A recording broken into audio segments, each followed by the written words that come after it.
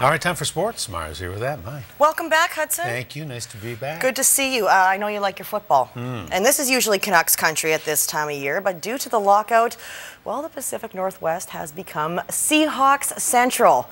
Many sports fans have been turning to the NFL to feed their sports appetites, including the Canadian 12th men. You'll find them. They own Italian food imports in Victoria. Provolone cheese, yes. Some spinach. Massimo and Maurizio Sagato love serving up authentic Italian cuisine. Other than that, it's the heaven. And they feel nothing goes better with meatball marinara than a healthy serving of Seahawks football. We're sports fans, and football is a big love right now, obviously. So we get to talk sports and do what we love to do both ways, talk sports and do the deli, so it's great. All the chatter at the deli counter this week has been about Sunday's Seahawks and Atlanta Falcons divisional playoff game. We weren't supposed to be here. 11-5 in the beginning of the year, we just said, awesome.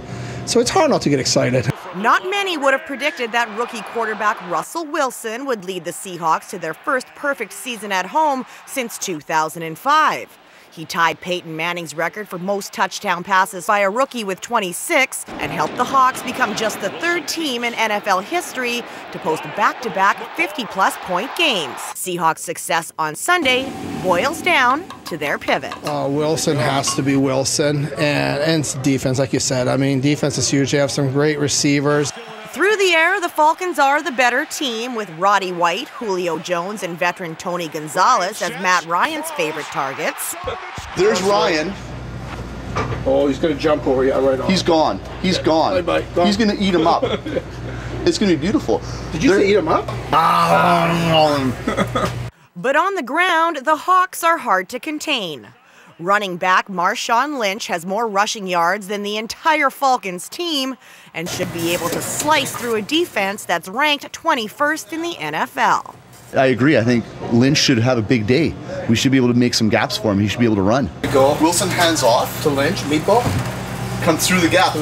And what's going to happen? Wilson, our quarterback, gets in front of him to block. Exactly. He's going for at least 30 yards. Yeah, touchdown. It's over. Like a good Italian pasta, they're finished.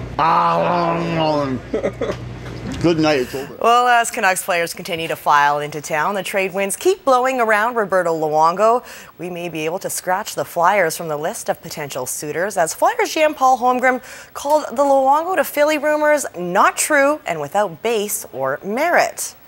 Well, there he is. The man himself, Luongo, arrived at YVR this afternoon looking relaxed and ready.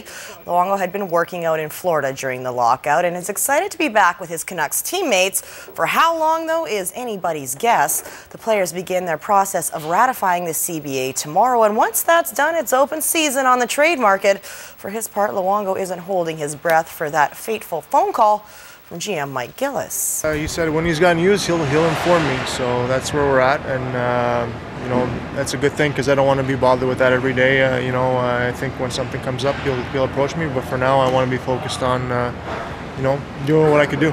For me, the fact that I'm not too worried about it, I'm not stressed out about it, no matter where I am. You know, whether that's here or somewhere else, I'm okay with that. So it's going to really help me handle that situation. Well, the trade deadline in the BCHL is set for 8 p.m. tonight, but as per league rules, no official word on these trades will happen until 10 a.m. tomorrow. But as per player accounts on Twitter, it sounds like the Victoria Grizzlies are about to get a whole lot better.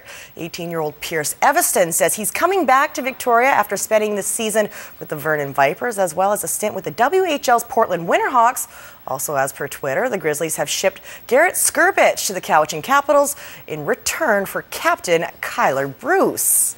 The Victoria Royals on the road facing the Kelowna Rockets last night. First period, Terrell Goulburn takes exception to a boarding penalty by Jordan Francouz. Scoreless in the second when the Royals test the Rockets power play. Miles Bell, 27 goals, puts him one off the league lead. He trails only Adam Laurie in that department. Then, just 30 seconds later, Carter Rigby is going to make it 2-0 for the Rockets. Kelowna would score 5 goals in the second to put this one out of reach. The lone bright spot for the Royals came in the third. The new guy, Trent Lofthouse, with his first as a Royal. 6-1 was the final as the Rockets win their 16th straight on home ice. The Royals are in Everett tomorrow night. Well, for the 47th straight year, Sport BC's Athlete of the Year Awards will shine a light on our province's top performers. Island talent is front and center, as you might expect. Michelle Stillwell is nominated in the Athlete with a Disability category. Michelle's coach, Peter Lawless, is up for Coach of the Year, along with Randy Bennett from Island Swimming. Multi-sport stars Maddie Seiko and Chelsea Strandlin are up for high school female honors, while Glen Lyon Norfolk rugby and soccer standout Fergus Hall is nominated as on the male side. In the officials category, we have Nanaimo's equestrian judge Len Kirby, and finally a showdown between two global giants as Olympic silver medalist Ryan Cochran faces Giro d'Italia champ Ryder Hesjedal for senior male honors. The awards gala is set for March 7th at the River Rock Casino in Richmond. Finally, now that class is back in session, gyms up and down the island are again filled with that lovely sound of squeaky sneaks. There's a full slate of high school basketball tournaments taking place this weekend. Wellington Secondary in Nanaimo is playing host to 12 teams in their annual Super Bowl tournament. Coming up during Vancouver Island Report, we'll show you who the teams to watch will be this weekend. We've got it all, Hudson. You betcha. How about that meatball sub? That looked good, didn't it? That looked good. I should have brought one back for you. You should. So. That's a good place to go for lunch. And go Seahawks. Go Hawks, go. Yeah. And go Steve Nash. Good for him last night. Lakers are struggling, though. Yeah, the Lakers aren't looking really good, but Nash's thousands of assists is pretty good. So. Yeah, fantastic. My thank you. You're welcome.